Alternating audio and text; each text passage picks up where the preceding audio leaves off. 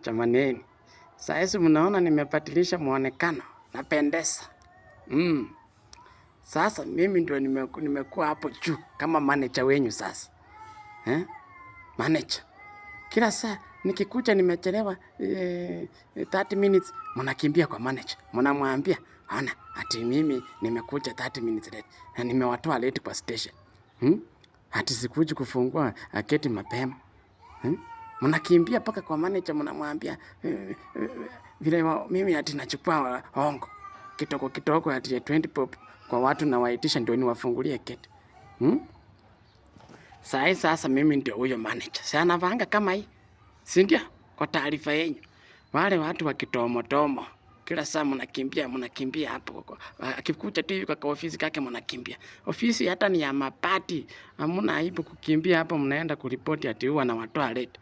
Ati mwingine paka anasema ati huwa namtoa kwa geti 1 hour late. 1 hour late. Na mimi najua pa saa 11 kamili inafaa nikuwe niko hapo nishapatilisha. Unaenda mlikuwa mnajipendekeza ndio nini ifanyike?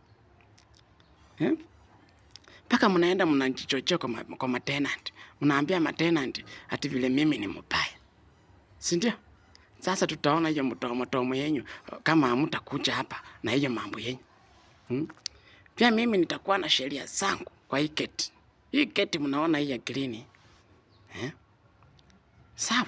Hiyo ati viroporopo mnakimbia hapa. Anafanya hivi manager. Anafanya sasa. Sasa itabidi mumetii.